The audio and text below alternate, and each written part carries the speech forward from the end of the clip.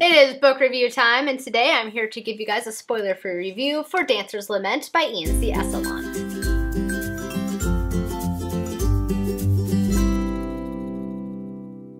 Hello everyone, it is Samantha, and I hope you guys are having a great day. I'm here today with a spoiler-free review, and that is for Dancer's Lament by Untitled Chapter. I did receive this from Penguin in exchange for my free and honest review, which you will be getting today, I assure you.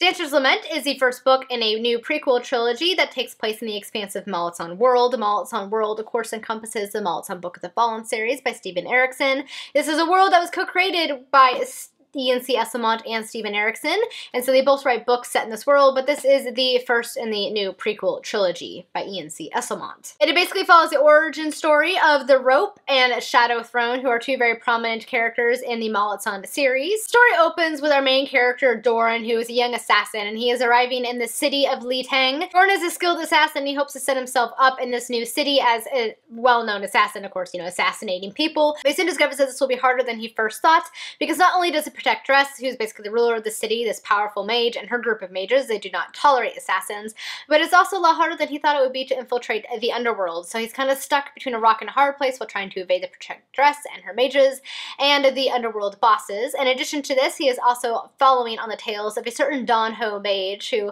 earlier, in the beginning of the book, foiled some of his plans, and nobody has ever foiled his plans before, bested him at anything. So he's trying to figure out more about this young mage and who he is, and he enters the city. In addition to this, the city soon ends up becoming besieged, so not only is he stuck dealing with all of these different conflicts going on, but he's also stuck in a besieged city, and he soon comes to the eye of the very famous assassins in the invading army. So he's trying to evade all of these things while trying to stay alive and figure out his place in the world, and trying to figure out what exactly is connecting him to this mysterious Donho mage, because their fates seem to be intertwined in a very interesting and specific way. So that is the basic synopsis for the story. I overall ended up really liking this story. I just found it to be a lot of fun. I kind of like assassin stories in general, and I really like Doran as a character because even though he is an assassin, he does try to kind of still maintain a moral compass, and he kind of fights with himself a little bit.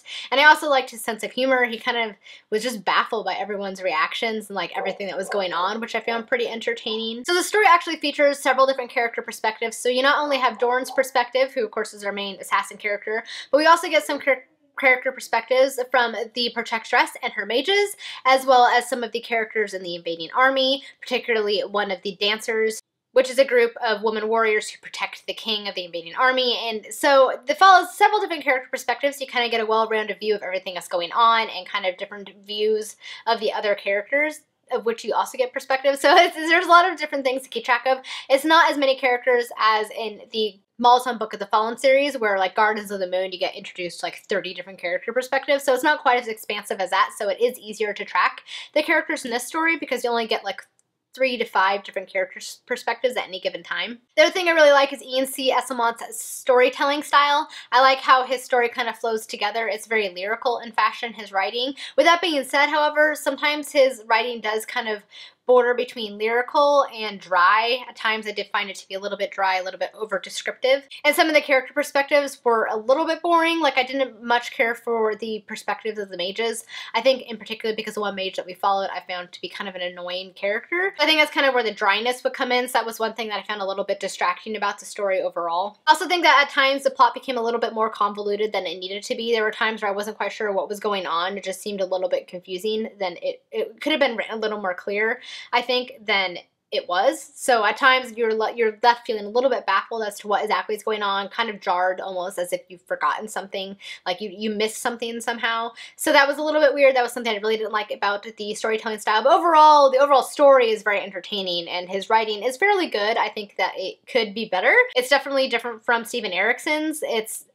I would say in some ways Steven Erikson's can be a little bit more dry, but I've only read Gardens of the Moon. I haven't read the rest of the Malaton series, so that might change. I've actually heard the later books in the Malaton series get better, but from what I've experienced of the two authors so far, I almost prefer Untitled Chapter's writing a little bit better, but that may change as I continue on with the other series. Another thing that I really enjoyed about this book was the fight scenes. Ian C. Esmond has really, really great fight scenes. So not only from the battle scenes, but also just the different battles between the assassins. I thought that those were really well done. I like the dialogue that they had during them, just the way the description of the fighting itself was just really, really engrossing. So you find yourself really engrossed in fight scenes. Like, I'm not usually super into fight scenes and battle scenes, but in this book, I actually found myself really enjoying them. So overall, my rating breakdown for the story is as follows. I would give the characters 5 stars, the world building 5 stars, the writing 3.5 stars, the plot 4.5 stars, for an overall rating of 4.5 stars. So I really enjoyed the story. I can definitely not wait to continue on with this trilogy and to get more about our